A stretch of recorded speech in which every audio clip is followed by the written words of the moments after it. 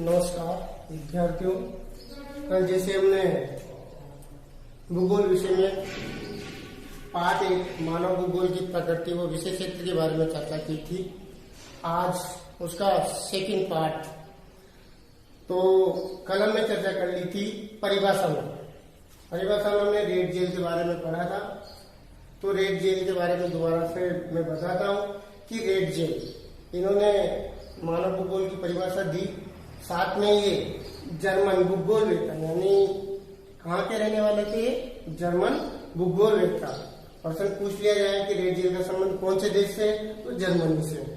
और एक इनके बारे में एक और कहा जाता है, इन्हें आधुनिक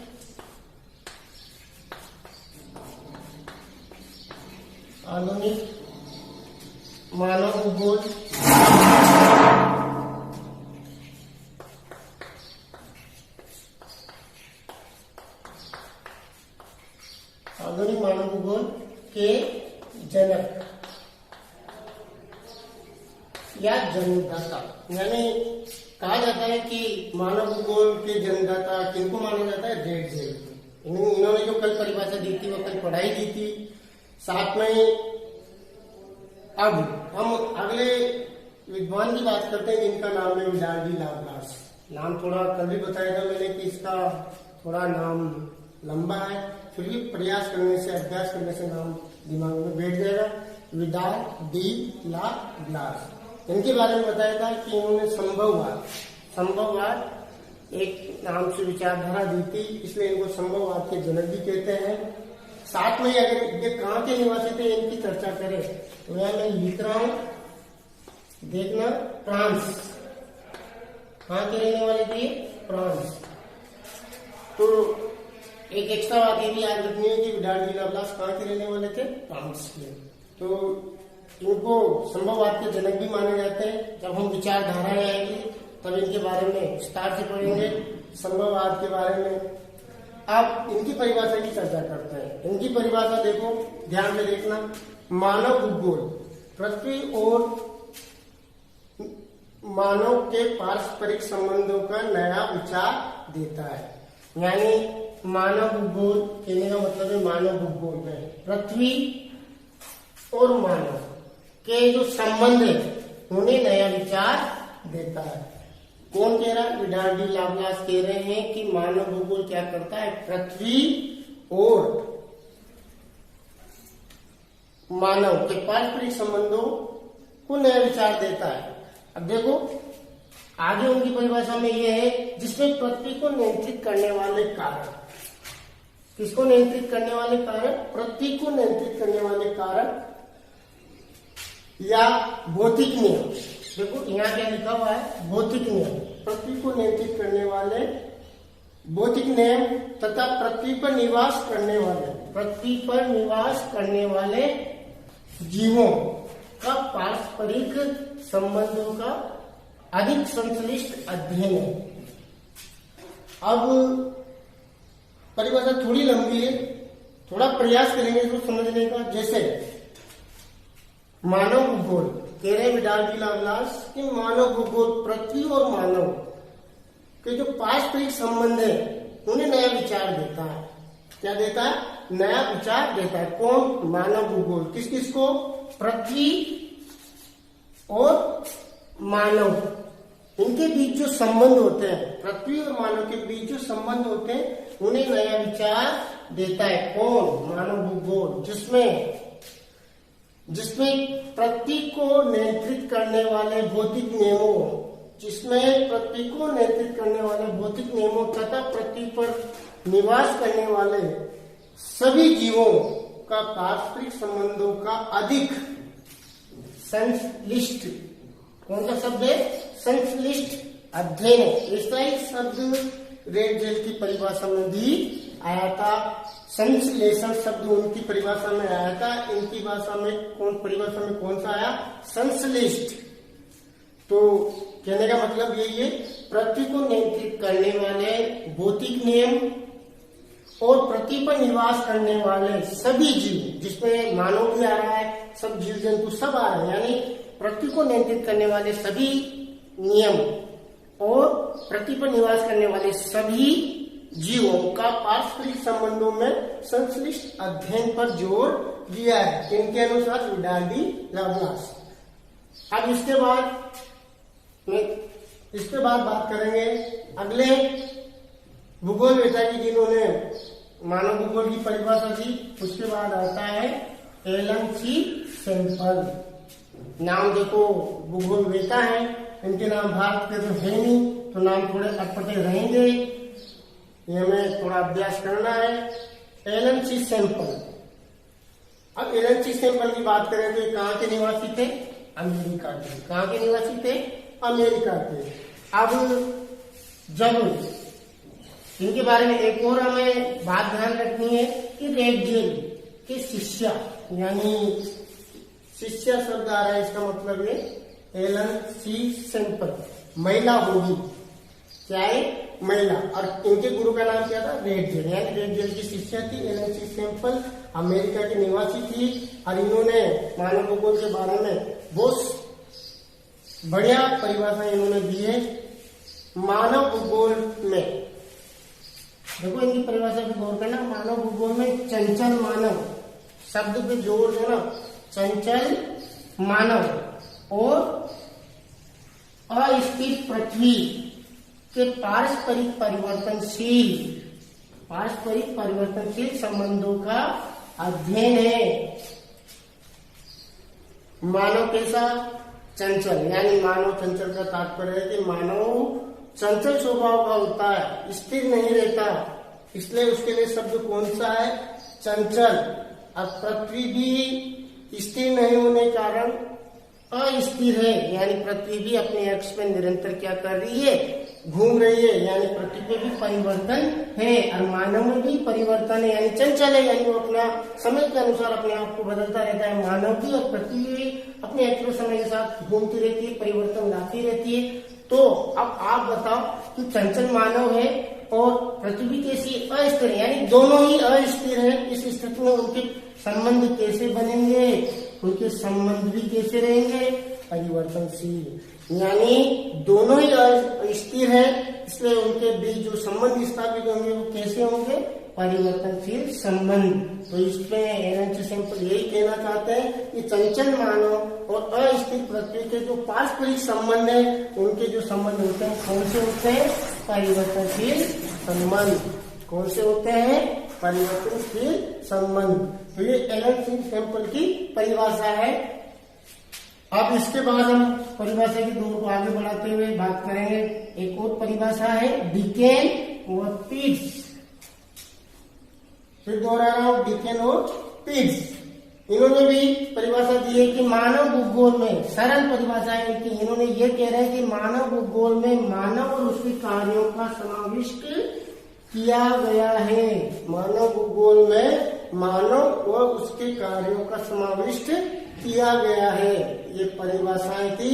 4 परिभाषाओं की हमने चर्चा की है।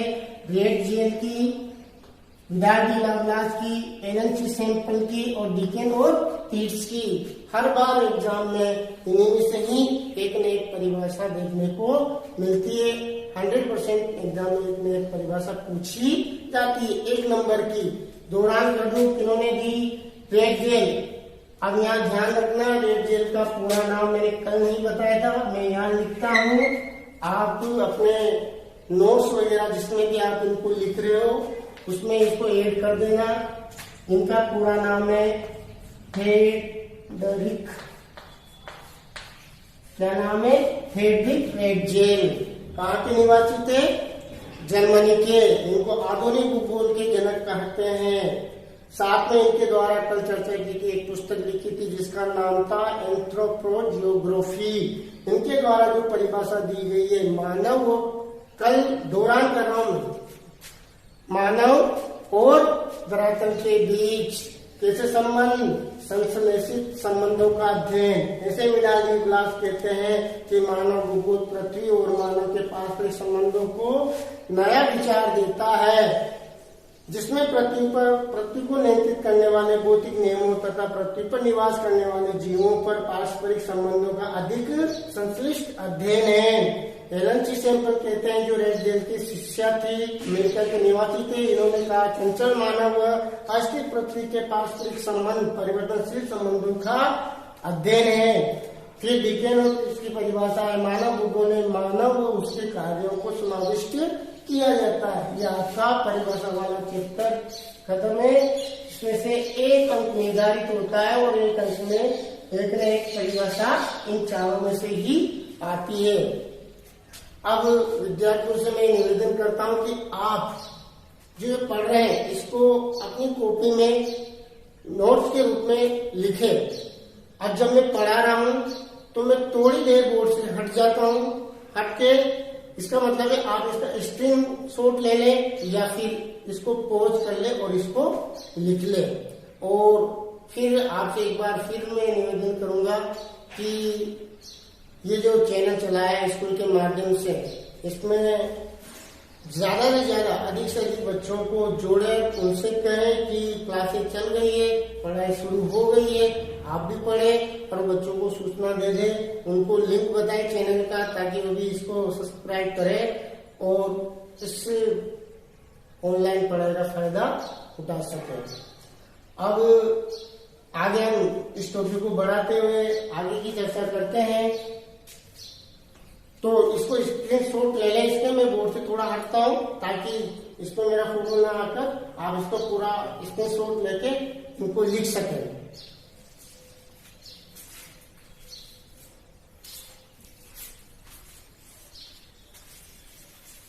ले लिया होगा स्क्रीन शॉट।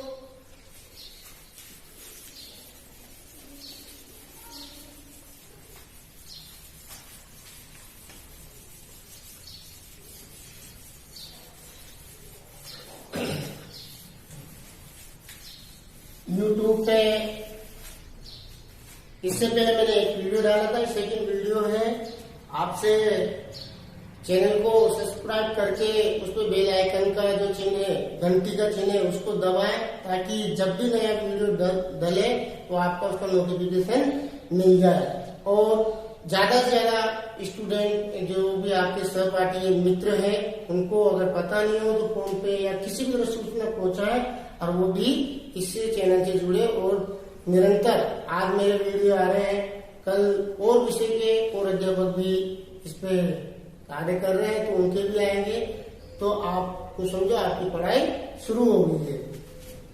अब हम चर्चा करते हैं परिभाषा दे दी थी हमने, अर्थ की चर्चा कल हो ही थी।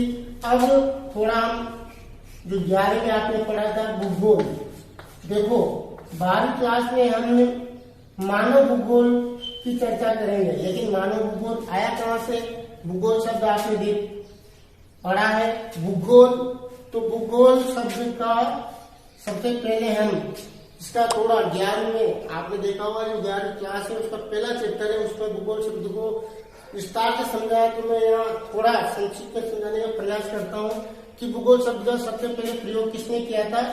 यूनान, एक यूनान के निवासी थे जिनका नाम था इरेटोस्थेनीज। कहां के रहने वाले थे? इरेटोस्थेनीज। सबसे पहले भूगोल शब्द का प्रयोग किसने किया था? इरेटोस्थेनीज ने। इसलिए इनको कहते हैं भूगोल के पिता या जनक। इरेटोस्थेनीज को भूगोल का पिता और जनक क्यों कहा जाता है? क्योंकि भूगोल शब्द का सर्वप्रथम प्रयोग इन्होंने किया था। अब भूगोल शब्द की अगर हम चर्चा करें, भूगोल ग्रीक भाषा के दो शब्दों से मिलकर, दो शब्द कौन से हैं? जियो प्लस ग्राफोस।